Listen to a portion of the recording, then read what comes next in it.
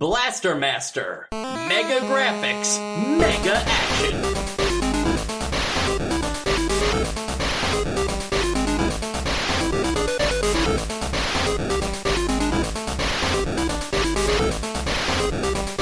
And welcome to Nostalgia, a chronological exploration of every NES game released in North America. I'm Mike. I'm Sean. And I'm Joe.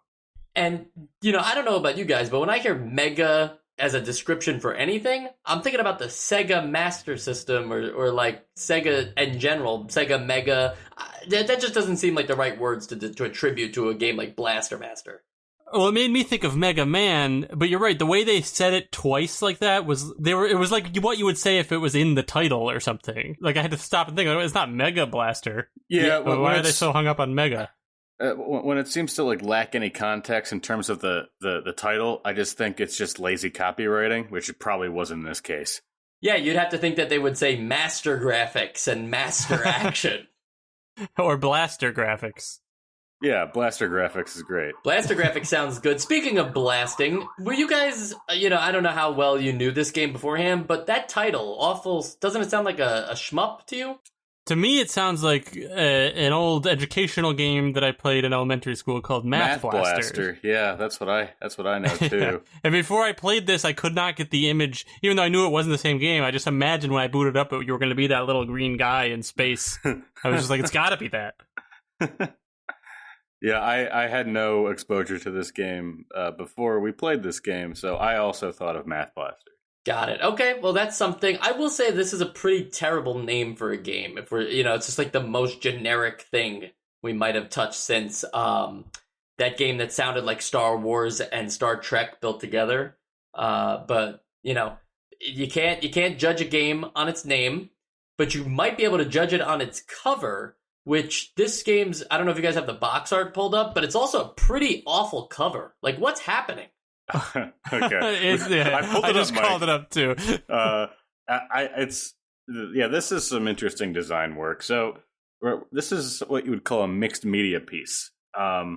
You've got some copy for the Blaster Master logo, and a little bit of clip art in the background, and then you just take a picture of a CRT monitor, and you just because I'm sure Photoshop wasn't really a thing yet. So you would just sort of cut that picture out and get some Elmer's glue and put it on the rest. Yeah, really, the alien in this looks like it has that CRT screen over it. Oh, it 100% does. It also just, this whole thing looks like it simultaneously looks like it would be like the cover to some, like, what's that Japanese magazine that always like leaks Kingdom Hearts, not leaks, but shows new Kingdom Hearts? Famitsu. Like, I feel like when I see like covers of that, it just looks like it's like a bunch of things kind of thrown together in there. Maybe so you're not also even just insulting Famitsu, right? Scans of it. I mean, you think they're listening? Scans of it or something. It's just always like pictures all over the place. But simultaneously, it also looks like they took a magazine and cut pieces out of it and pasted them like in weird ways. Oh, man, you have a lot to say. Yeah, this is the first time I've seen this, too. This is all coming at me right now. There's no filter. Well, guys, what does Authentic Arcade Edition mean to you, since that's on the box art, and this game never came to arcades? It's also strange because in the manual for this game, they distance themselves from the arcade experience. Like, they come out and say, you're not going to find any scores here. So, I don't know. I think their marketing department was just out of sync, Definitely, because there's also nothing involving like crosshairs, and I don't think you ever see. Well, maybe you see that guy straight on like that at some point in the top-down perspective, but I don't remember it. So let's move on, because there's more to this game than just a box, and you can't judge a game by its box. That's what we're saying here, right? You said that you could, actually. That's what you said. Oh, okay. Well, now we're saying you can't, because instead we're going to talk about the game. Okay. Brief overview here for the uninformed for Blaster Master. I'm going to describe this as like a side-scrolling run and gun in which you traverse a series of areas in a Metroidvania-like style. You do this both in a tank, which is referred to as Sophia the Third, And you can get out of the tank and explore as the main character whose name is like either Jason or Fred. I didn't catch which one was the frog and which one was the person. But that's weird that they named a frog also a human name. And you gotta like explore the various overworlds and go into these doors that lead to like top-down perspective battles. And as you explore, you gain new power-ups and upgrades that allow you to continue making progress to new areas, ultimately tracking down the final boss, the plutonium boss. I'd say that's a pretty good assessment. Yeah, I feel like the story in the manual gives you both like clarifies and makes you a little more confused to the story that you see at the beginning of the game. I don't know if we wanted to jump into this right away, but you were talking a little bit about the about the plot there. Joe, go ahead and read it. Well, before I even read it, I want to describe what you see when you open it up. It's actually like a pretty nice little cinematic when you actually open up the game or turn on the game. You have this like nice music. You have a pet frog that apparently escapes your garage, and you chase it to this giant box of apparently radioactive material that it gets into. It jumps down some hole as it grows into, I guess, a monster. And then you're like, oh no, my frog. You jump down after it, find this conveniently placed, like, motorized super bike or whatever you want to call it, tank or whatever it is. And then you're like, I guess I'm going to get my frog. And then, like, the rest of the game, like, has almost nothing to do with your frog. Like, I don't know, is your goal, do you have to kill the frog? Do you have to save the frog? I mean, I think that his goal, like, just to clarify something that I need to be clear for the audience, the hole wasn't, like, just, the frog didn't cause the hole. The radioactive the radioactive chest caused the hole when the additional weight of the frog jumped onto it. And that's sort of what caused the hole. And then it's not really, I think you're just trying to find the frog. It's not up to you yet whether your intentions are to kill it. Like, I don't know if Jason's intentions were to kill the frog from the very beginning. It may have evolved. I agree. I wasn't sure about that either. But then yeah, the manual kind of clarifies a little bit about that story. And I mean, do you want me to read the actual copy word for word here? I don't think we need word for word, but we would love to spark notes. So let's get into a little story time here. So the manual gives you the context that your pet frog, whose name is Fred, your name is Jason, your pet frog has grown tired of being kept in its tiny fishbowl and made a dash for the door. So it actually sounds like it is seeking freedom. It no longer wants to be your pet. Yeah. And you jump down this hole after it, and you find this vehicle that is apparently designed for the ultimate challenge against radioactive mutants living under the Earth's crust. I don't know how you know that, but apparently you're like, well, these mutants need to be stopped and are controlled by the plutonium boss. So, like, it clarifies things without really clarifying it. It just kind of throws context at you where you're still kind of wondering, like, well, wait, what? Why does my character need to defeat the plutonium boss? Will he get his frog back if he does that? Is his frog now a bad guy? Yeah, so will he ever be able to get out? I think it's funny to nitpick at this very basic story, so it's not super important, but I did think that was interesting.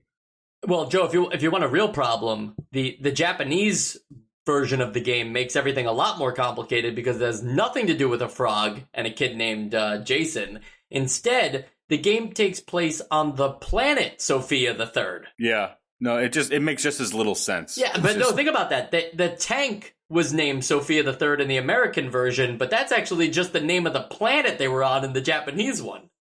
I think also the tank is also called that. No, I think it actually has a tank sounding name in the Japanese version. It's definitely a different name because I don't have the whole story here in front of me, but it's actually called the Metal Attacker.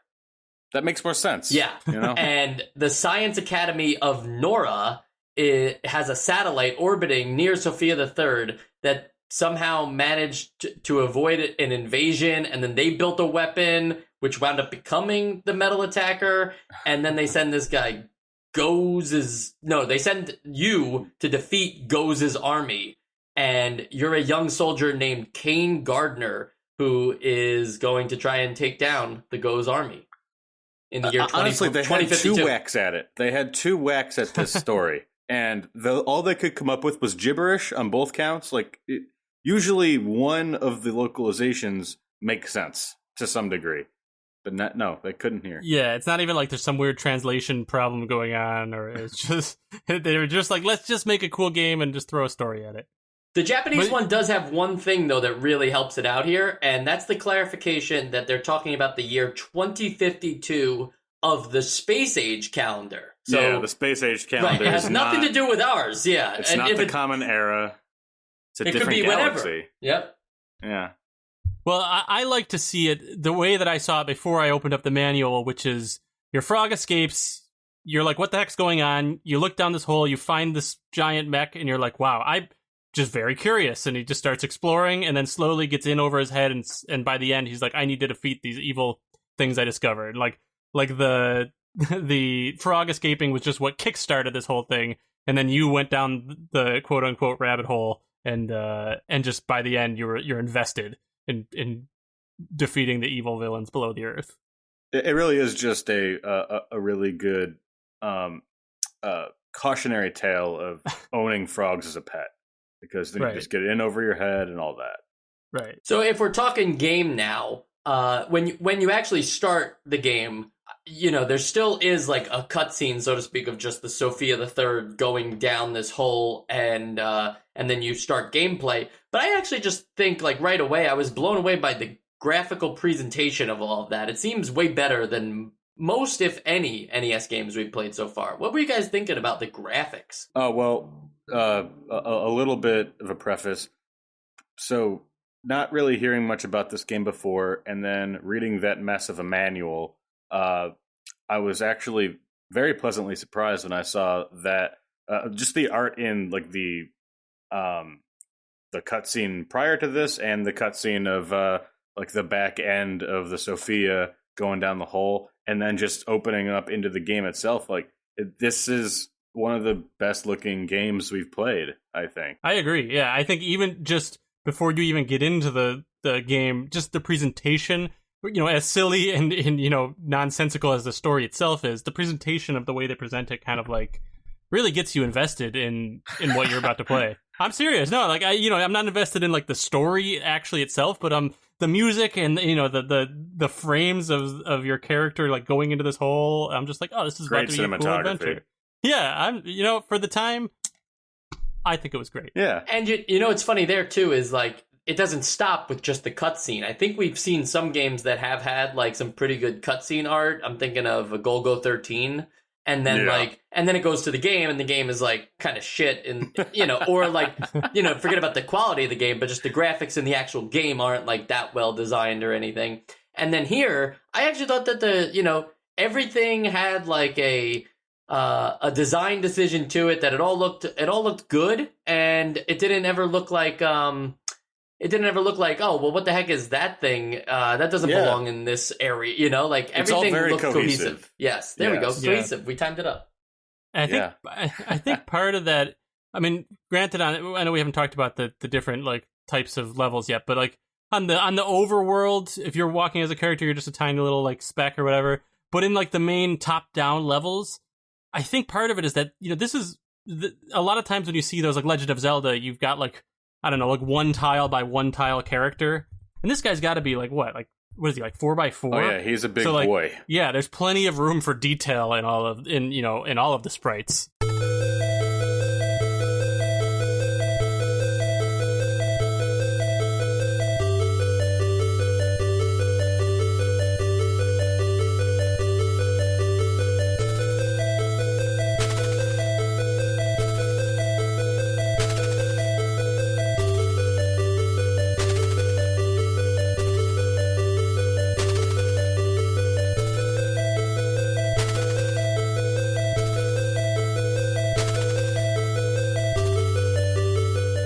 So let's just talk about controlling Sophia the Third and navigating these, like, I call them overworlds, but I think they're described as like areas. Like, so there's area 1, area 2, and then there's little sub-rooms inside these areas.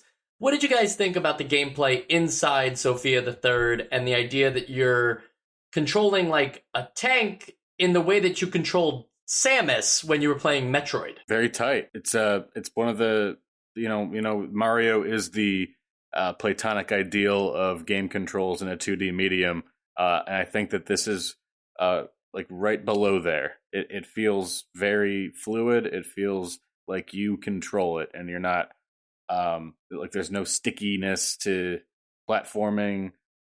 You can shoot in the directions that you're trying to shoot in, except for one, but it just feels natural. Yeah, it definitely has weight to it, and it's cool when you first pause the game and see that like there are all these like blank attributes to the tank, when you realize like, oh, this already feels cool, but it looks like I'm going to like earn more abilities for this tank to do. So you're also kind of like excited to continue exploring. It's also kind of neat that you can get out of the tank and have a different health bar. And like it sometimes can help you in some cases actually fight things that you couldn't hit with the tank, or reach spaces that you couldn't get into with the tank. So that's a mechanic that that the manual didn't really make clear to me how it would work. Like I thought that when you're driving around in your car, you would get to these little areas that would trigger like, oh, now you're getting out of your car and you're gonna play this level outside of your car. I had no idea that I could get out of the tank at any point. And when I finally hit select and did it, it blew my mind.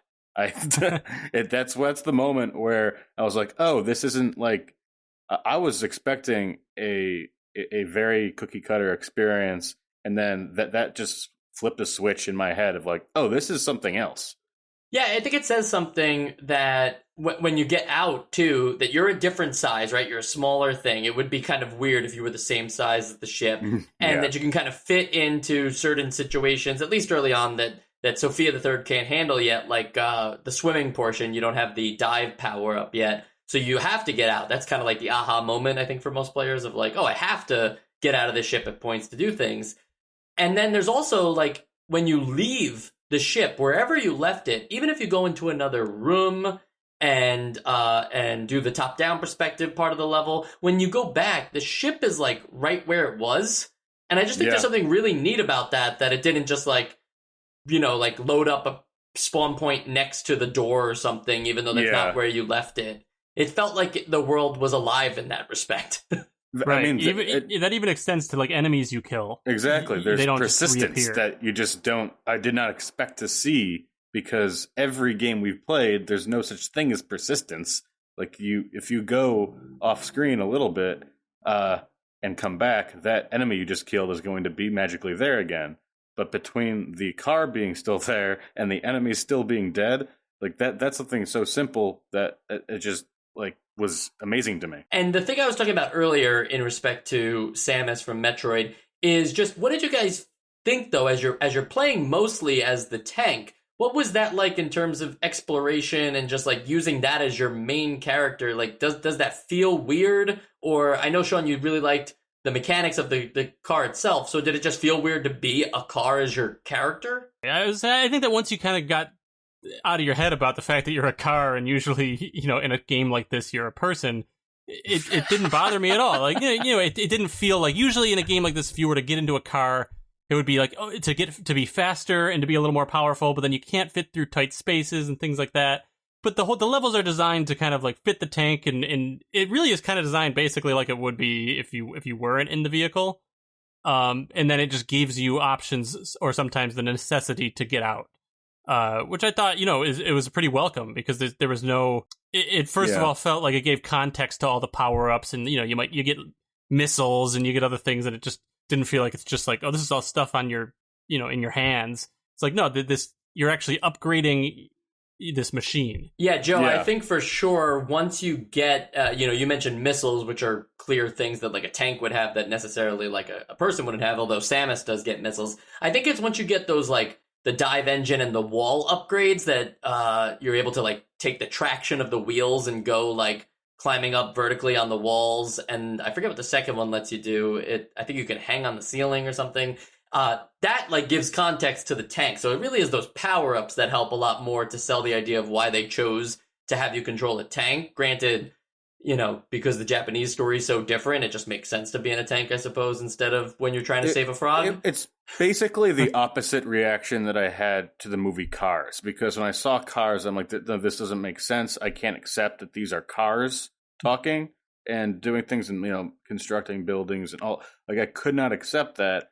But all you needed to do was give me the context of a person getting into and out of said car, and I'm on your side. There should be a special cut of the movie Cars, where at the very beginning a guy just gets into the car, and then that would that make the whole everything movie is controlling the car. Yes, that would make everything feel much better for me. I do want to mention one thing that we didn't talk about with the getting in and out of the tank, is that as much as I think it was a cool mechanic, I think it was maybe a little underused.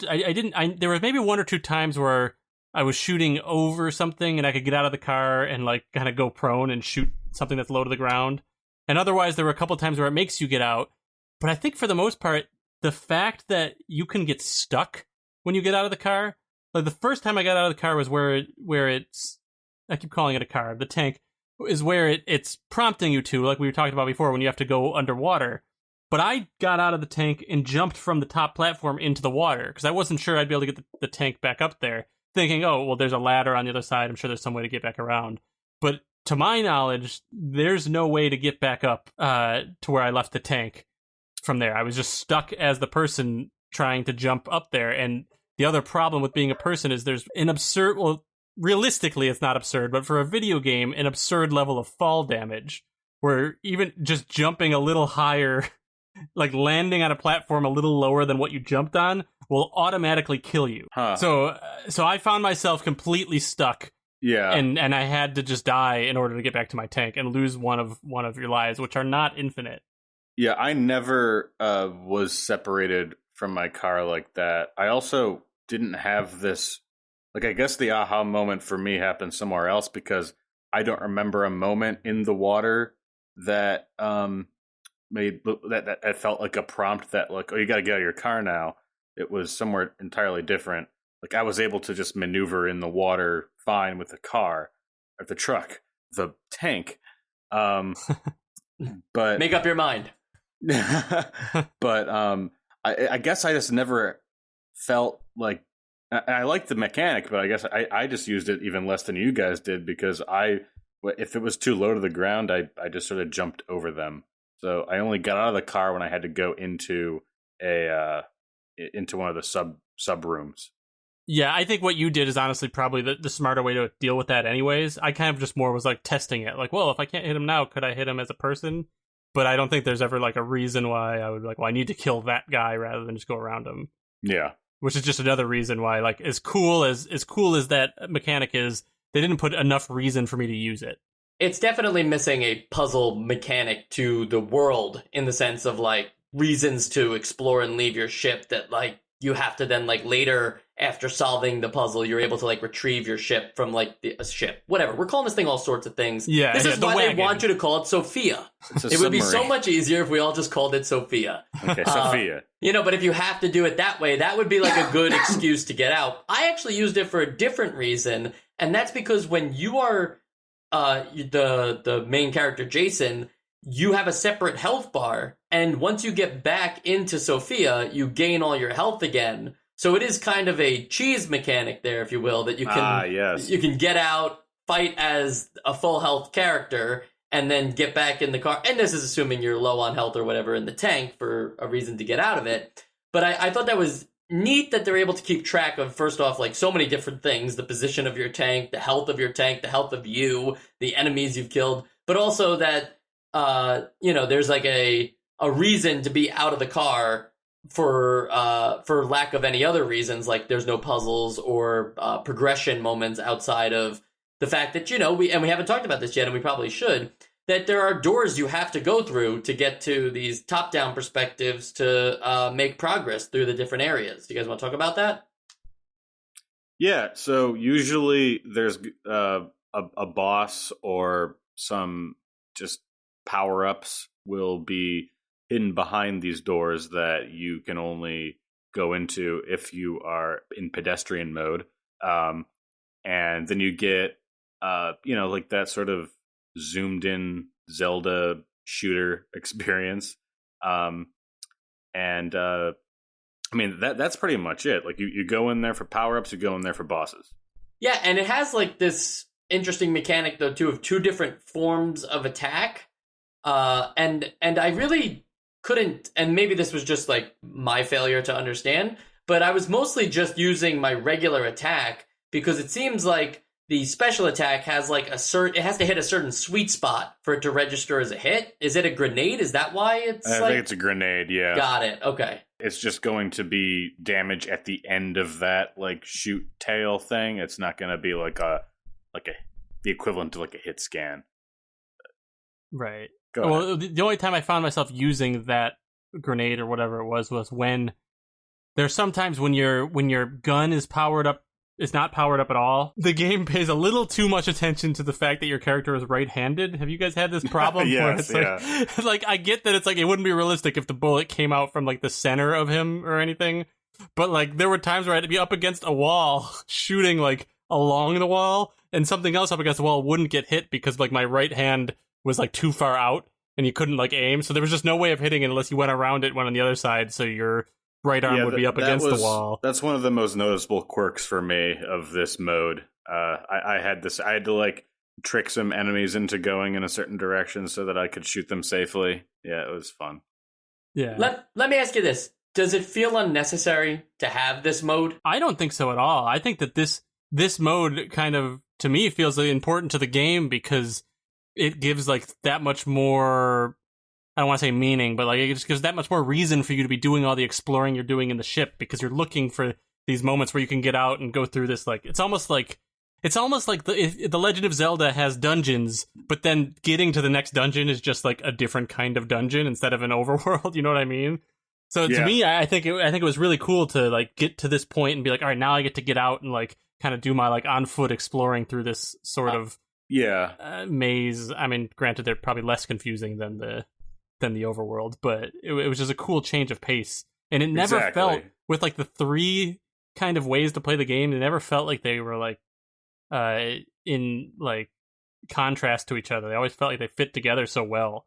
Even like the top down levels would have like themes and elements and music that fit with the section you were in on the side scrolling tank levels. Yeah, I think it enriches both modes.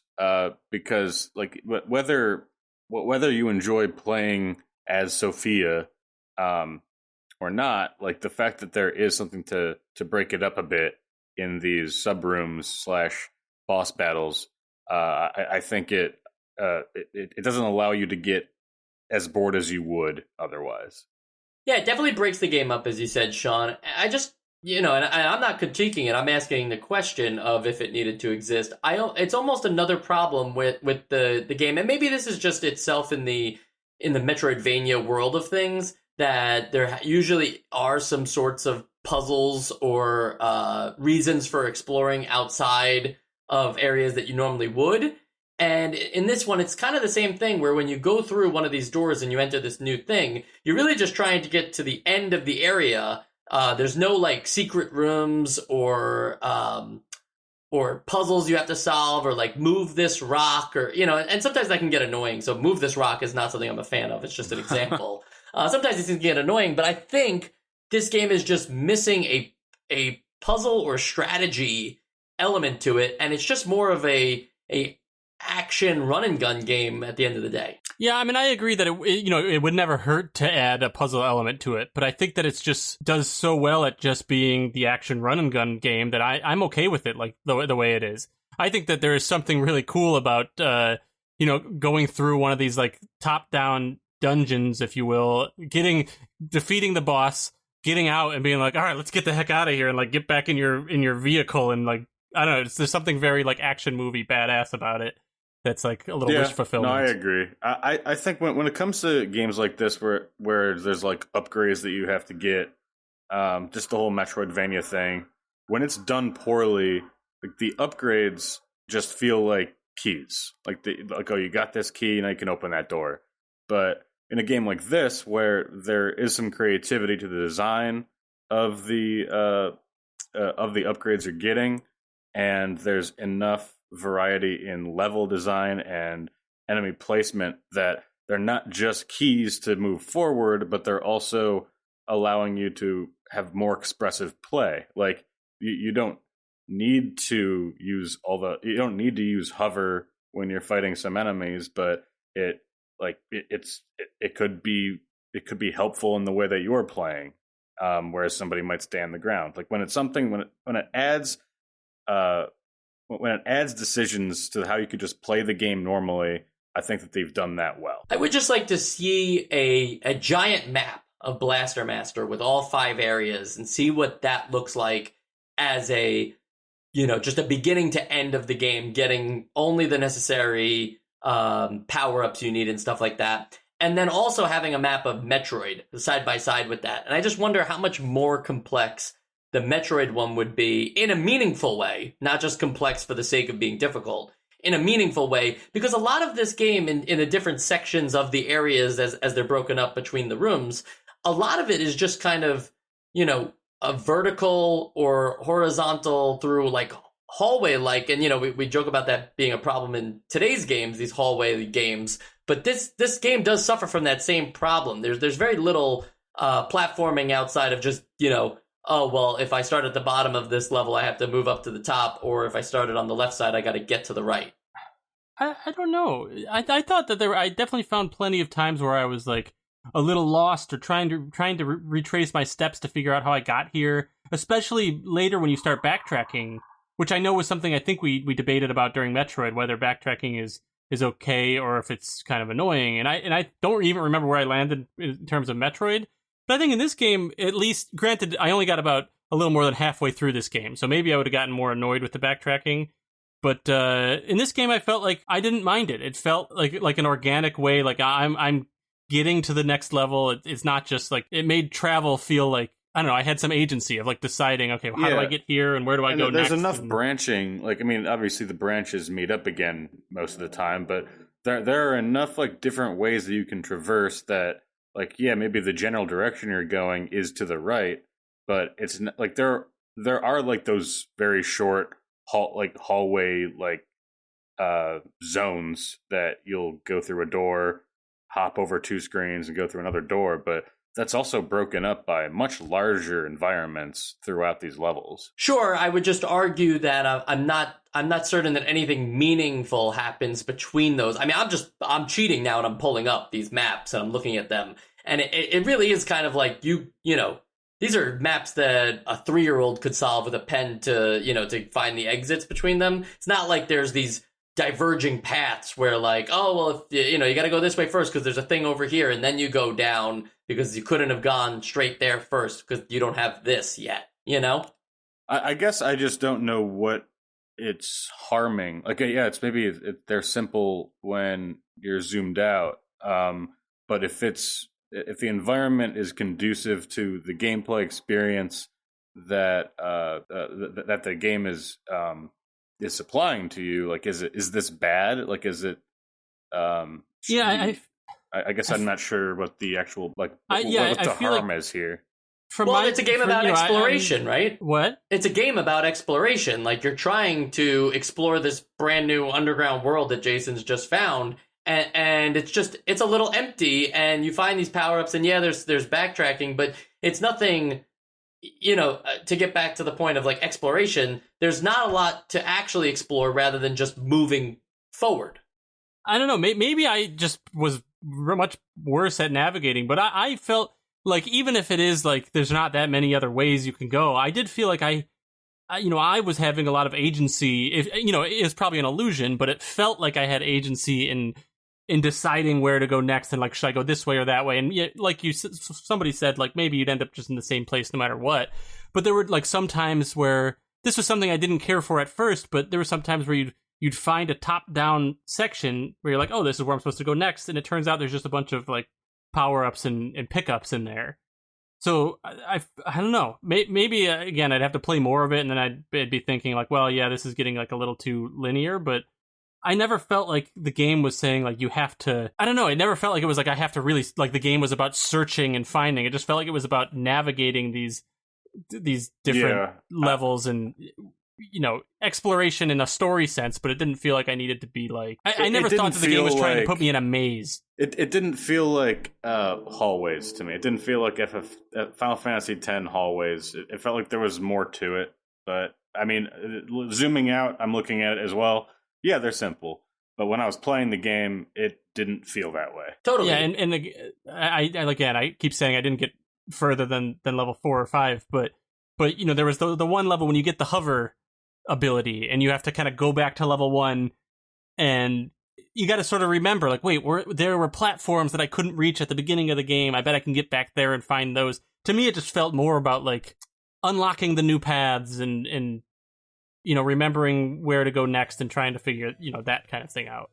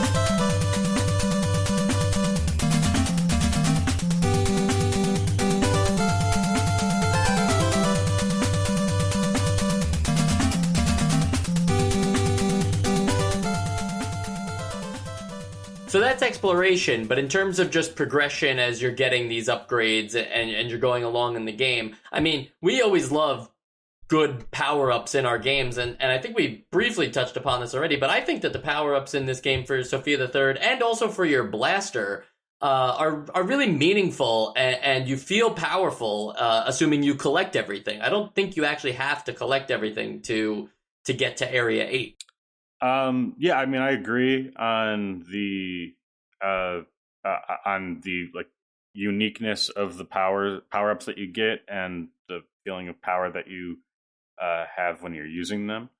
I guess I don't know if you need everything because I don't think that I've explored the entire game and I may have missed things. But yeah, I mean, that's sort of what I guess I very much want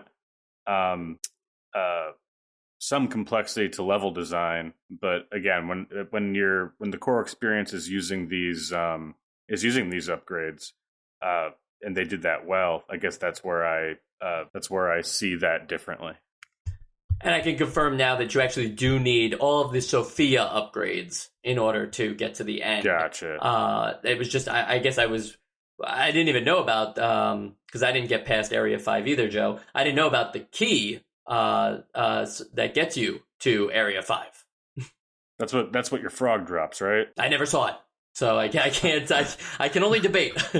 Okay. But I think that these power-ups are really cool, and the fact that it's not just like, the hyper beam and the crusher beam. If that was like the whole game of just and even those are cool for the record. I'm just, the fact that you can destroy blocks that you've seen before, but now without that upgrade you couldn't do it. That's also very Metroid-like.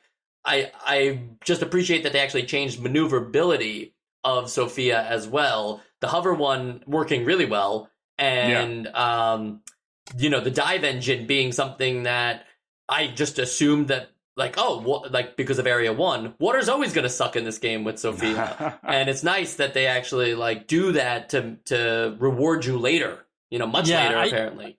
I wanted to talk about the water engine because I feel like it's this bittersweet thing in game design that I like in theory when I'm thinking about it, and sometimes when I'm playing it. but where the game almost like goes out of its way to put a whole level of just really frustrating gameplay in there. I don't know how you guys felt, but I felt like that whole underwater part was very, very frustrating. But then the getting the power up that suddenly makes that easier is like the most satisfying thing in the world because you've spent so much time being frustrated. So it is like this kind of catch-22 where it's like, well, you have to frustrate your player before you can like give them a reward this great. And I think that it's actually maybe like a little bit of a less common thing now than like when we were kids playing like really I'm trying to even think of a good example, like, you know, any of these, I mean, even like, I can't think of a good example, but like any of these like older games that we played that were like difficult, and Final Fantasy is a great example where like you get the airship and suddenly like traversal trudge through, exactly. Yeah. But that wouldn't be as significant if you started out with the airship. You would just not have the appreciation for the size of the world. And I think it's the kind of a similar thing here too. You really appreciate that power up you got because really you're only going to use it a couple more times when you're in the water. But you have the context of how hard it was to get through the water, and you're just like, thank God my life has gotten so much easier now because I earned it. You know? Yeah. I agree. Saying it right now, I don't even have anything bad to say about it. But sometimes when I'm playing, I'm like, just give me the freaking thing.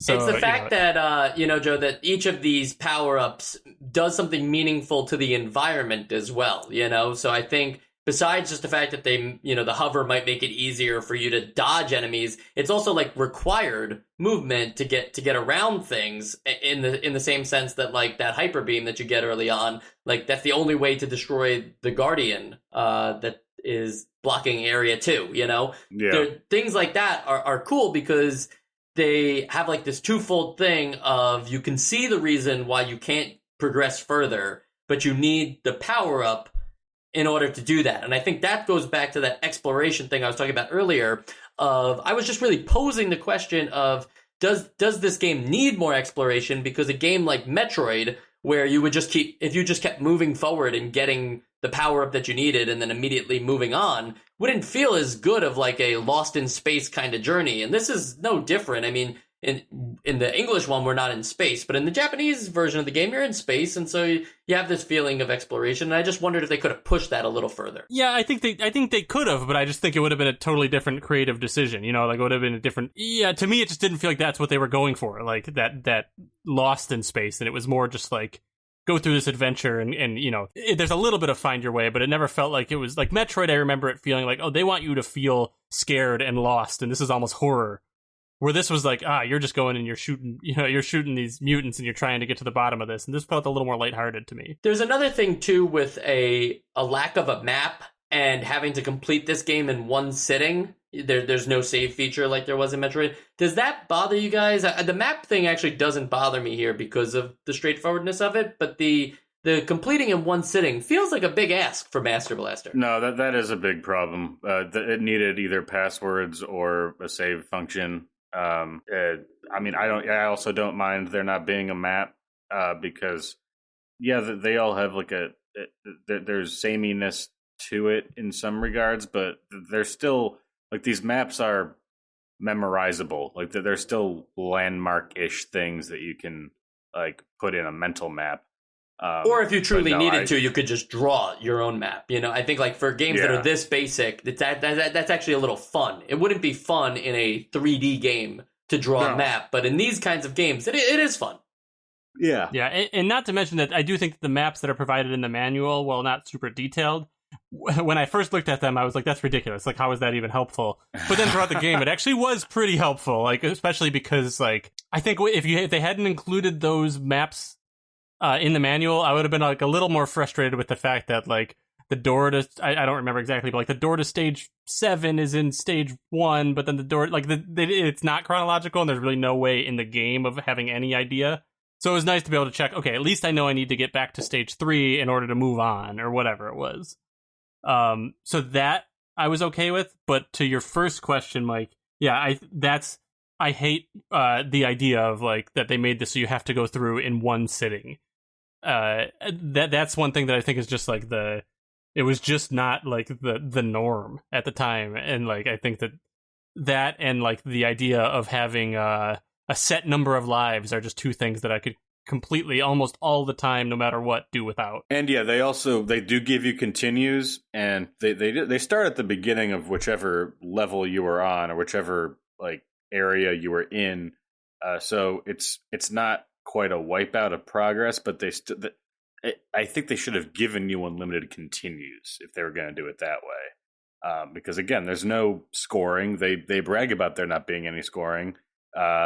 So why not just give us unlimited continues? Yeah, and a third thing, just because we're talking about it, and I feel like all of these complaints go hand in hand, is what we talked about earlier, how you can actually get stuck and you are forced to kill yourself, to lose a life, one of your precious lives in this game that only has a set amount of lives that you have to finish in one sitting, like all compounding on each other, just like really kind of hurt the experience, in my opinion. You know, you did make me think though, Joe, that we didn't really talk about the health meter, and I think that's important in a game that wants you to complete it in one sitting. Did you guys think that was enough health? I actually found it pretty generous. This game would suck if you were like 1 or 2 hits and you were dead. I liked that, and the health itself is given out pretty freely by the enemies. Yeah, I agree. It is generous, and and refills are also generous. I think that you're right.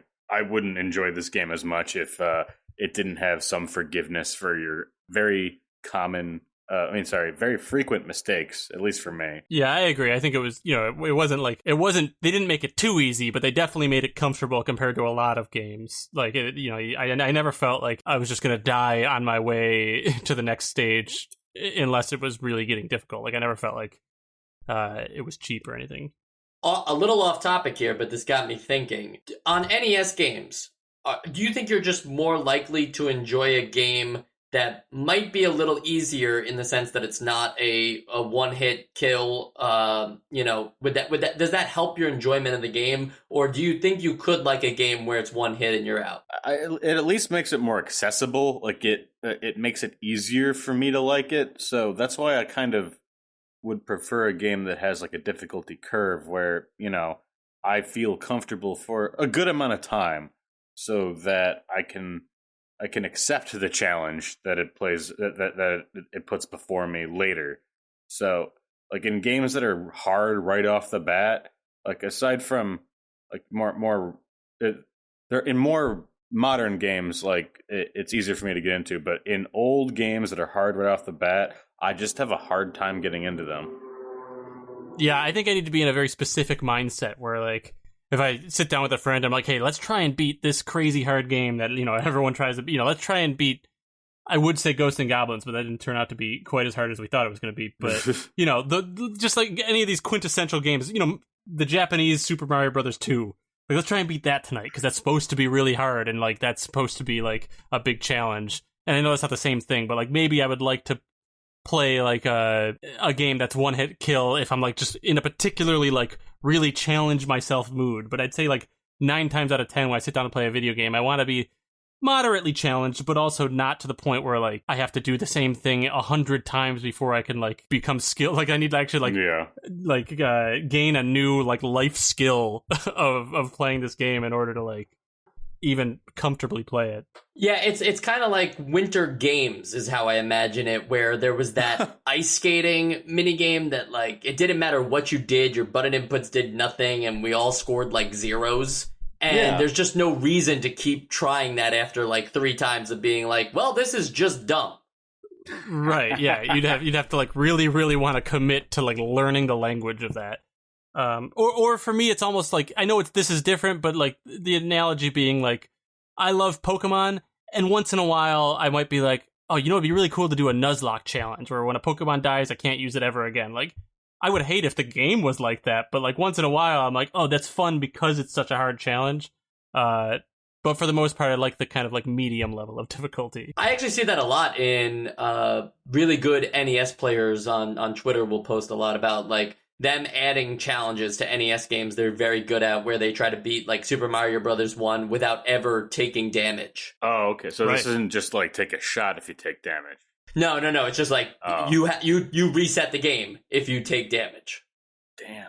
Yeah, and I think that's great. There's other people who do like no mushroom ever. So you can't even allow yourself to take a hit because you'll start back at the beginning of the level.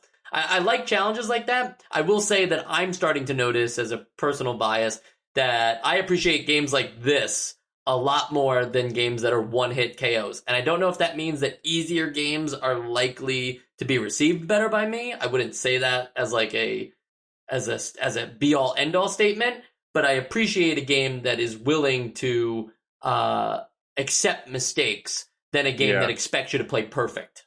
I mean, I'll admit that the only reason I've never played Ninja Gaiden is because I never wanted to deal with one-hit kill. And if that was like the idea in my head of that's a one-hit kill game, and I mean, I'm going to have to play it for this. All three of them. Yeah, but all three. But I guess it'll be interesting confronting that. Yeah, I think it like for me it comes down to like just the fact that it's hard to quantify because there's really like an art to making things that challenging. I think it's really easy to make things incredibly difficult and not fun, you know, like just by making things like almost unfairly difficult. And maybe like a lot of NES games might have. I think that whole NES hard thing a lot of times is talking about that, where it's like it's hard because it's not it's not really well designed. Or like that that kind of thing is where most of my frustration comes from. If something is designed to be hard and it's still designed well and it's satisfying. I've never played a Dark Souls game, but from what I hear, that's like the perfect example. I welcome that. I just might not always be in the mood for it. Exactly.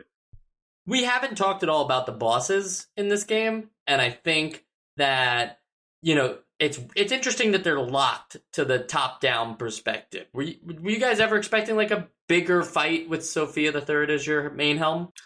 I may have thought that when I started the game, but when I played the first one, I kind of got the idea that this is just how it was going to be.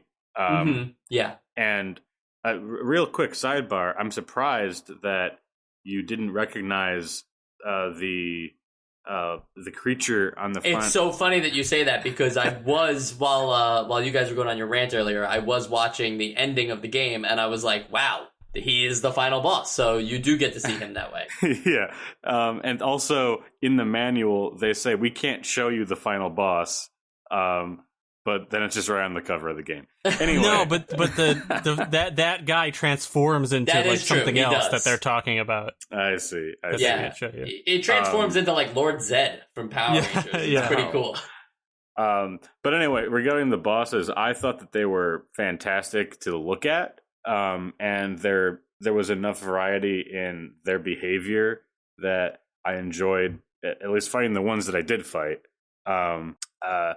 And it's kind of weird that you kind of fight them on a black background, but I imagine that's for technical reasons. I think that has to do with the fact of how good they look. They probably dedicated all the graphics to the boss. These are definitely the best looking bosses I've ever seen in an NES game. Yeah. So I found them very enjoyable. Yeah, I did too. And as far as fighting bosses as Sophia the Third, I don't think that really crossed my mind. Just because I think I'm like conditioned to just think that like there's a format to these, you know, that would be like in Legend of Zelda if all of a sudden there was a boss like outside of a dungeon, like just on the outside map. I just wouldn't have expected settles things outside. Yeah. He just like came looking for you. Well, I mean, in the history of video games, there are many examples of non-standard bosses, like, you know, in modern games, there's like quick time event bosses and all that kind of stuff. So, and I imagine in retro games that I can't just think of off the top of my head, there are bosses that you fight in modes of play that it has not been established. But I guess it's safe to assume that if the bosses you fought, the first boss you fight is in this kind of way, then that's just how you're going to keep fighting them. Sure, and I would argue that the Legend of Zelda example is actually a little different because that overworld is still the same type of layout. Like, you fight as Link the same way that you do. Here, it was just more like, I would have, you know, imagine seeing you being a fully powered up Sophia the Third and having to use your different beams and the hover and the wall mechanics for, like, tackling a giant cave-like creature. That would have been cool. Yeah, you know, and I'm not arguing that I think that would have been a bad idea. In fact, when you put it like that, you've pretty much sold me on that would be a pretty cool idea. I just think that the so far the language of these NES games has not conditioned me to even have like considered that once I was just like, Yeah. oh, this is the way these games are. Like, the bosses are in these worlds, the traversals in this part, and yeah, it would have been interesting though to see, especially because it's side-scrolling versus top-down. Would have been like, fun. a different version. I lament the loss. I'm sure you do.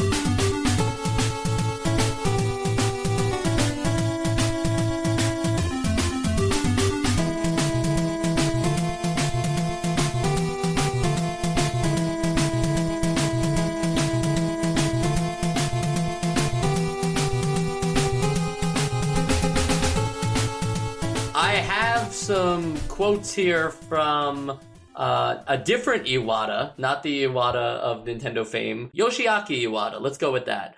He was the art designer for Blaster Master, and I pulled 2 quotes from him. I know, Sean, you're always loving to hear what these game designers have to say about their games. I do. So here we go. The goal was really to try and pull off the best graphics on the NES to date. Simple graphics were more or less the standard on the NES at the time, but I had this firm belief that it was possible to do something better, something prettier. I feel like we pulled it off, and we were able to show people what could be done on the NES. It left an impression around the office, and from what I've heard, the visuals influenced the work of other games that were later made by other NES developers as well.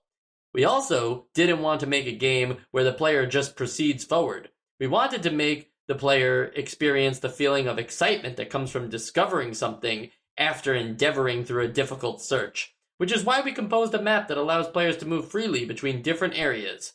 We really put a great deal of thought into that element of the game design, and I mean this in the best way possible, but we wanted the player to have a struggle. To have a struggle. They mean that in the best way possible. Oh, and yeah, exactly. I mean, No hard imagine. feelings. Yeah. Yeah. I mean, he was definitely right on the graphics side, right? As the art designer, he did a great job. Yeah, I'm hopeful that he was telling the truth about how much influence it's had on like more NES games, because again, like, yeah, this is the best looking NES game so far, and I'm looking forward to more of those, because it's a beautiful art style. Yeah, I can't imagine like any licensed games like Back to the Future or Teenage Mutant Ninja Turtles looking that good, but I could see other games even from Sunsoft who made this one. Like, I could see them if they're releasing other games using this information to their benefit and bringing out more pretty games. Oh, he does look like Lord Zed, right? I thought that was good. And then, I don't know if you guys know this, but Blaster Master has a lot of sequels and spin-offs. I've recently learned of many of them. Yes. Okay, that's good. You cheated this time. Yeah, I cheated this time. Will you keep your reactions as genuine? I'll try. Okay, that's good. Joe, did you know that Blaster Master is like a franchise? It's funny. I assumed, because I had heard of, Blaster Master seemed to have this like B level of like popularity. And it's not as popular as things like Castlevania and stuff, but I had definitely heard of it. Yeah, it's like this a is based cult on just classic. my perception. Maybe I'm wrong. Is it a cult classic? I would say so. I think a lot of NES fans know about this game and would be shocked to hear people like discovering it. Like, what do you mean you never played Blaster Master? Right. That's actually why I was surprised that I like I said, I've heard of it, but I was surprised that I never have seen gameplay, and it's not talked about as much as the other ones, because it just seems so, I don't know, I don't want to say revolutionary, but like compared to like the NES game so far, it just seems like it's like quite a step for an NES game. So yeah, so to answer your question, I expected that there were sequels and spin-offs. Great, okay. And originally there was no sequel planned for Blaster Master because the game sold really poorly. But that changed when the North American release of Blaster Master came and sold really well, which is surprising that it didn't do as well in Japan.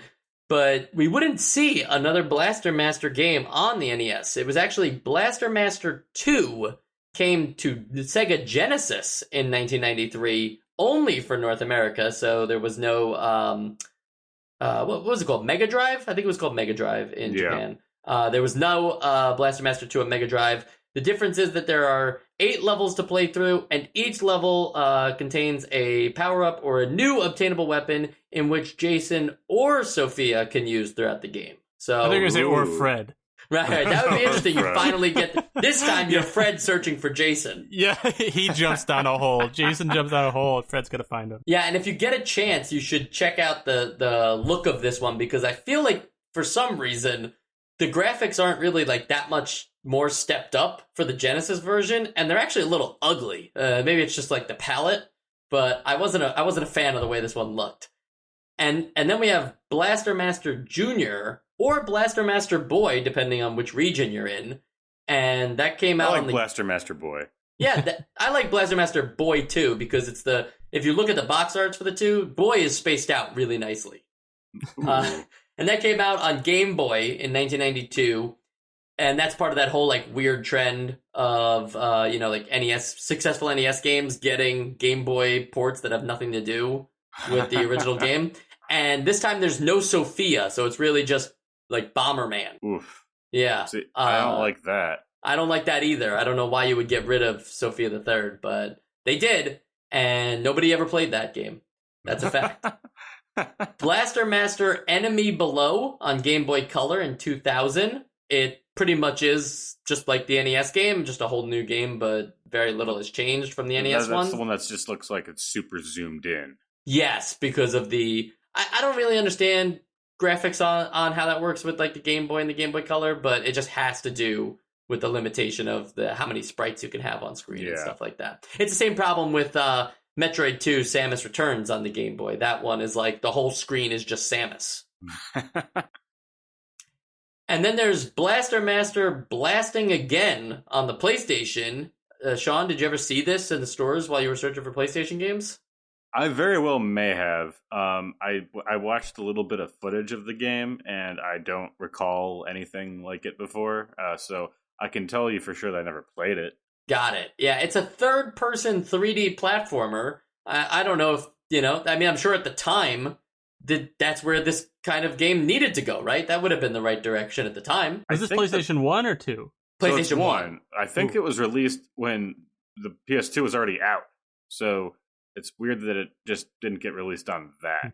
But yeah, that is strange, actually. You bring that up. 2001, so I think the PS2 was out, correct? Or was that yes. 2002? It was 2000. out, yeah. Yeah, 2000, I think, yeah. Blaster Master Overdrive on the Wii in 2010.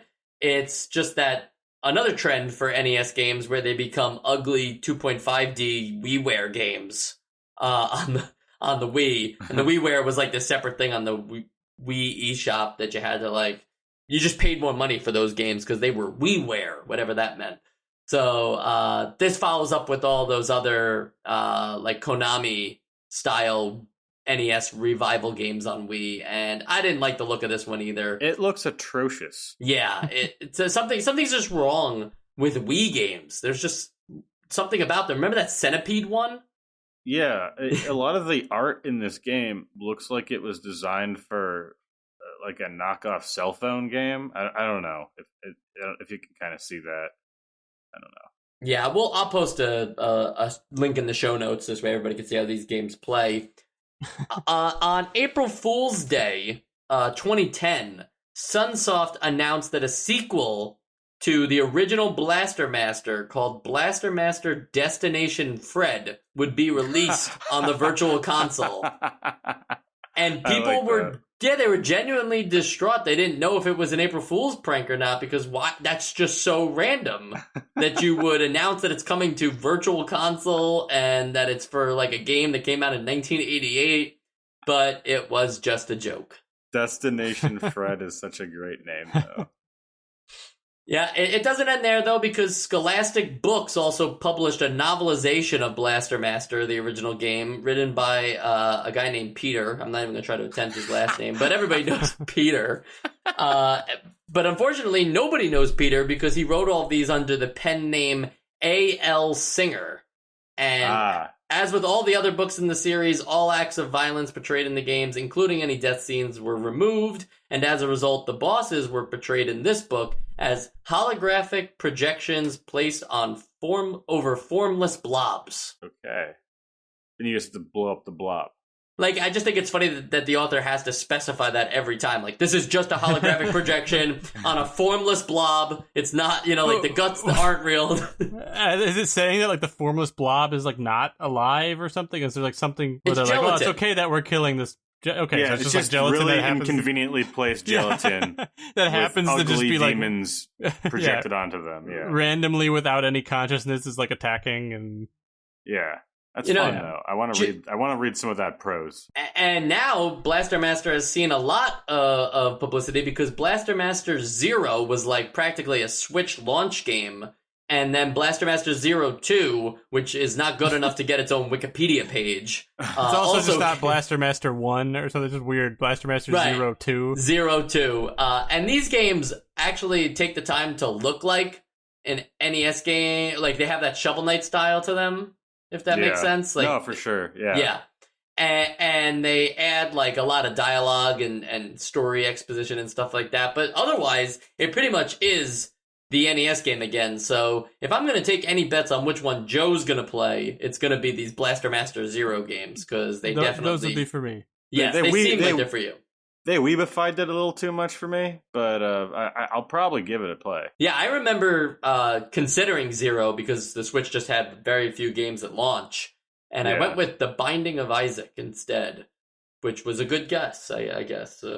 Yeah, I don't know. So you enjoyed that game, or you didn't? No, I enjoyed that game a lot. I just don't know if that, like, is that also the idea of like a ideal Switch launch game? Like, I don't know. It's Nothing an indie game that's been out forever. It's on everything, so I guess so. But we're going to have to talk about our ideal essential NES games during the Essential Games list. Okay, I'm going to switch things up here for a minute, and I'm going to vote first. I don't like this, Mike. I'm sorry, but it must happen. I feel like you deserve it once in a while. Thank you. I don't know the last time I've ever voted first, actually. Oh, I could probably trace it back. But go ahead, Mike. Yeah, I know you keep a record of just the things that happened during the Essential Games list. You have someone transcribe them for you, and you use that against us during the best of episodes. I do that. I actually do. Yeah. Anyway, so here's the thing with Blaster Master for me is, despite any criticisms I might have given during this episode, I was really just being hard on the exploration part because Iwata talked so much about how he like put a lot of thought into that, and they wanted it to feel like you were progressing. So I was really just questioning that. Like, did they do enough? To be honest, for me, I think they did enough because ultimately this game is just a run and gun / platformer / Metroidvania / top-down Zelda-like game. It's a lot of different things, and the variety really shakes things up often enough that I'm having a good time while playing this game.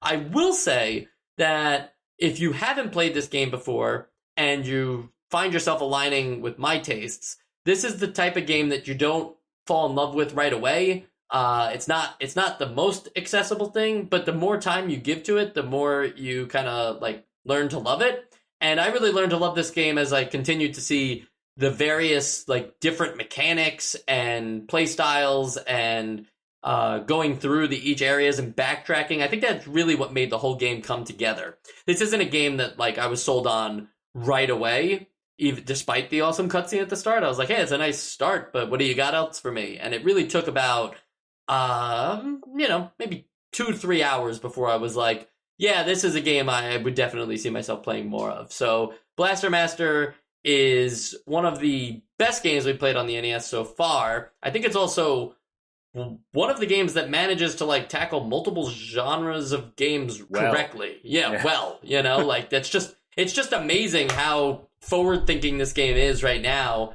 And I would have been impressed with this game as a Super Nintendo game, to be honest. So yeah, it's definitely on my Essential Games list. Sean? I had the same experience where I had never heard of this game for the most part. I've heard the game, but I'd never played it and didn't really think too much about it.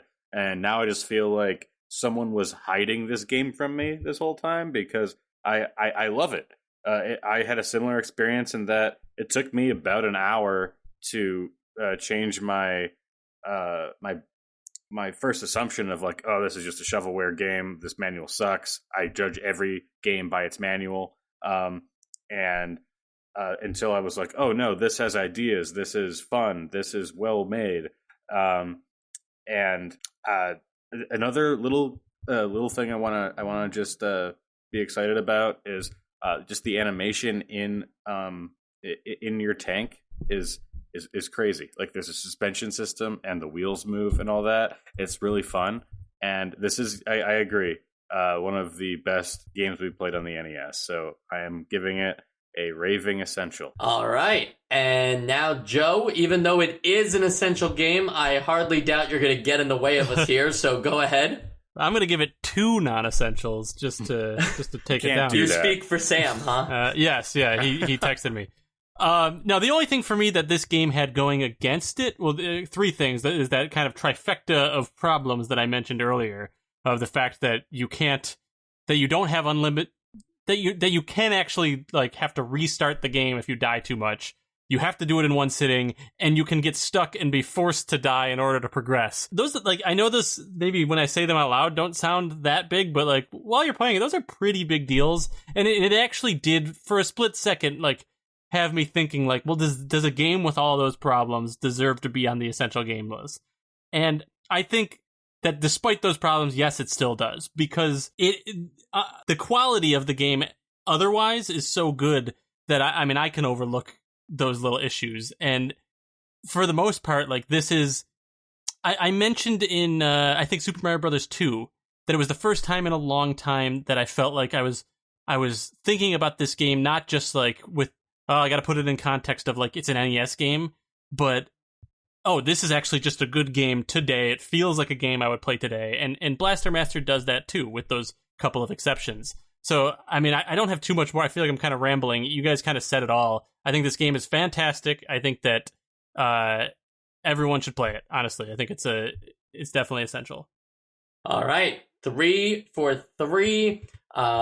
We had a 4 for 4 with Super Mario Brothers 2, but I could imagine that if Sam played this game, he would have also given that essential. But, I think it's just time to talk about the last 4 episodes. And how we have 3 essential games out of the last 4 episodes. I really thought Anticipation was going to pull it off for a minute. I thought it was going to make it, yeah. And then I played it. Yeah. So that was the problem there. But this is really this is a great holiday season for Nintendo because this is all October and November of '88. And if you like video games, I think right now, these, especially Super Mario Brothers 2, Blaster Master, and we have big ones coming up like Castlevania 2 and Zelda 2. It's clear that Nintendo was pushing these games to get or maybe not Nintendo, but just a lot of developers were thinking about putting their best games forward during Christmas, with a lot of people already owning or planning to buy Nintendo Entertainment Systems. Yeah, I think that this is actually this is an exciting and also slightly dangerous time for us, because I think our hopes are getting so high for the future because everything has been so good, and I just gotta imagine that how long can this be kept up is my question. There's we still have 580 games to go or something like that. I still have hype for Color a Dinosaur. You can't talk me out of that. I think that there's still going to be exciting times ahead. Yeah, and for what it's worth, out of the all the different games that we played, I think we're on episode 135. That means that 70% are just absolute garbage still. So it's not like we, even though we're getting this high of 3 new essential games in 4 episodes, it's not like the bad stuff isn't overwhelming us. And it still stinks a lot in here.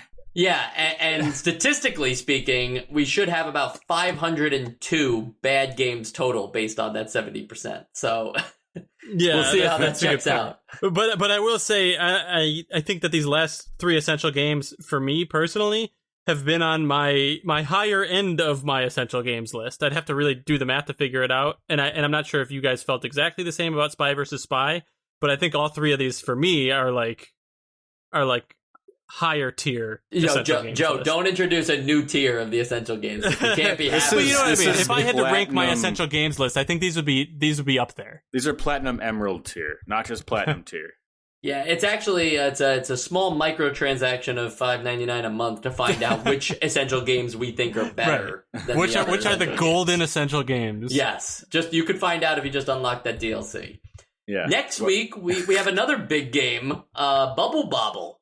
You guys Bubble Bobble. Bubble Bobble. And that game, I know you're looking forward to Color a Dinosaur, but I think those guys are dinosaurs. You know what? I don't even know. I don't even know what Bubble Bobble looks like. That's funny. All I know about Bubble Bobble is Bubble Bobble Double Dragon. I know Bubble Bobble. I love Bubble Bobble. I forgot what Bubble Bobble was. All I know about Bubble Bobble is Bubble Bobble Double Dribble Double Dragon F-Zero. That's very true, Joe. Well said. I actually think, with that, we should close out the show. Thanks for so much for listening, and thanks, Joe, for giving us a clear exit. If you want to hear more Nostalgicast, just, do the thing where you're on your app right now. You must be listening to us on a podcast app, so just continue to find us on that podcast app. We have 134 episodes by my math, plus some specials. So a whole episode on Sonic the Hedgehog, if you can believe it. And we did that. And then if you want... I don't remember doing that. Yeah, I would say, when was this? Oh, sorry, guys. Yeah, that was alternate universe, Sean and Joe. But it was real universe me. Universe 1, Espo, but with Universe 2, Sean and Joe. How come you get to cross? That's where he goes on Mics Without Mike. Yeah, that was me with the Sean Who Laughs. That's who that was, and that was also with the Russian Joe instead of the Joe we have today. I don't know, it's like there was the Red Sun Superman, and I don't know if you... Yeah, do you know about the Batman Who Laughs? I've heard of the Batman Who Laughs. Okay, it's so ridiculous, it's so stupid. We don't do stupid stuff like that on our show. Instead, we bring education right to you, the people, on our Twitter, @NostalgiaCast. I'm always providing images of what I like to think are thoughtful things with educative facts to them. Did you know that Spy vs. Spy debuted in Mad Magazine number 60, which congratulated both Richard Nixon and John F. Kennedy for winning the election, depending on which way you read the issue? Well, you would if you listened to that episode, or if you just went on the Twitter and got the SparkNotes versions of the episodes. Something like that. I think if you need to homeschool your kids, just put them in front of our Twitter. There you go. Yeah. And as of August 12th, 2020, Final Fantasy VII is on Xbox Game Pass. So stop listening to this episode and go play that. Whoa. I was unaware of that. It just happened 20 minutes ago. Yeah. Wow.